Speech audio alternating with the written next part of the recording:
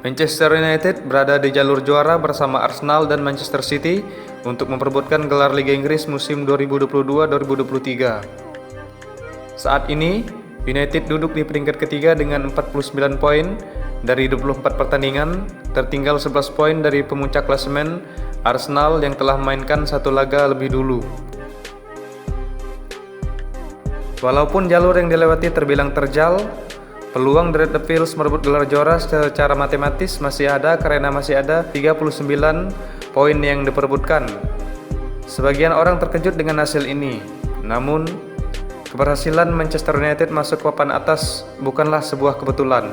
Meskipun harus melalui proses yang cukup menegangkan, mereka membuka liga dengan 2 kekalahan beruntun yang memalukan, mengingat kekalahan itu datang dari Brighton dan Brentford.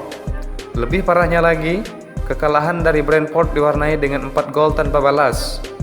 Hasil itu mempertegas masalah utama dalam skuad Setan Merah.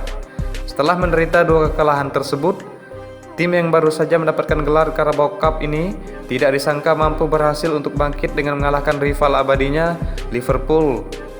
Saat itu, kebangkitan Manchester United menjadi perbincangan yang terus menggaung ke semua penjuru. Sorotan utama tentu tidak lain adalah sang pelatih, Erik ten Hag, yang baru saja memulai musim pertamanya di kota Manchester. Mantan pelatih Ajax Amsterdam tersebut dinilai banyak mengambil keputusan yang tepat untuk memperbaiki situasi tim. Salah satunya adalah perekrutan Casemiro.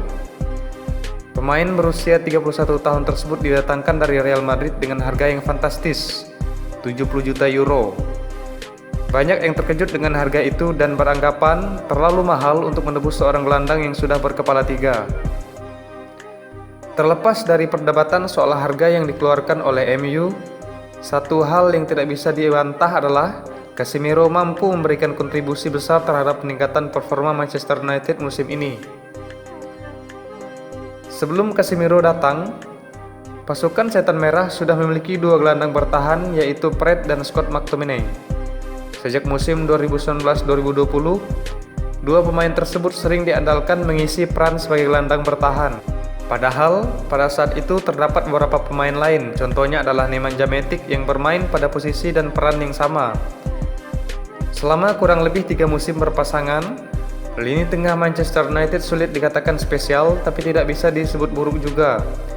Kedua pemain ini bahkan terlihat tidak memiliki atribut yang cukup untuk bisa bermain sebagai gelandang bertahan. Kedua pemain tersebut bahkan terlihat tidak memiliki atribut yang cukup untuk bisa bermain sebagai gelandang bertahan tunggal sekaligus memegang peran poros tunggal atau single pivot, sehingga MU sering memainkan keduanya bersamaan untuk berbagi beban. Situasi ini kurang efisien, apalagi jika MU ingin mengembangkan aspek serangan tanpa mengorbankan stabilitas antar lini.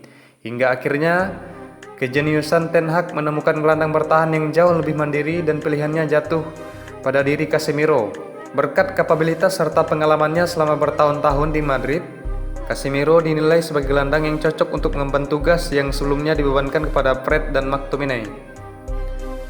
Casemiro mampu menjadi gelandang bertahan tunggal yang menjaga area luas di depan kotak penalti dengan sangat bijak. Bukan hanya itu, pemegang 5 gelar UCL itu mampu berperan sebagai poros tunggal di area permainan MU. Hasilnya cukup efektif.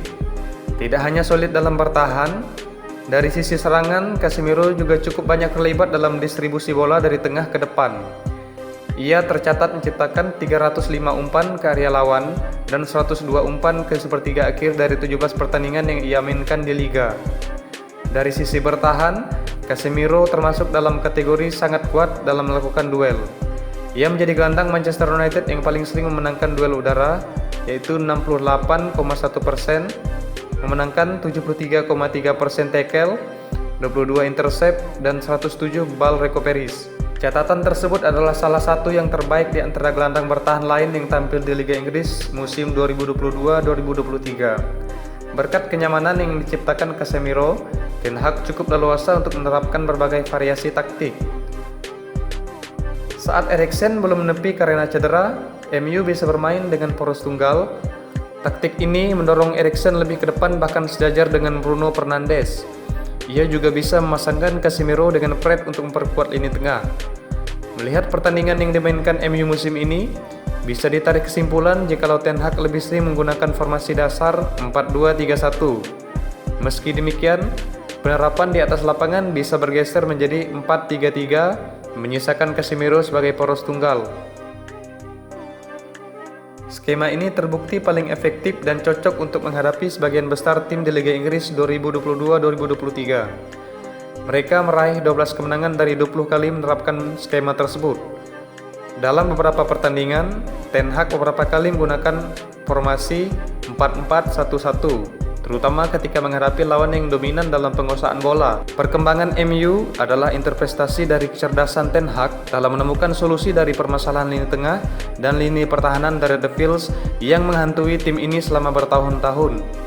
Pilihan yang tepat bagi Ten Hag menjadikan Casemiro sebagai panglima perang dalam permainan MU. Casemiro memiliki kecerdasan untuk dapat membaca serangan lawan sebelum mereka memulai serangan.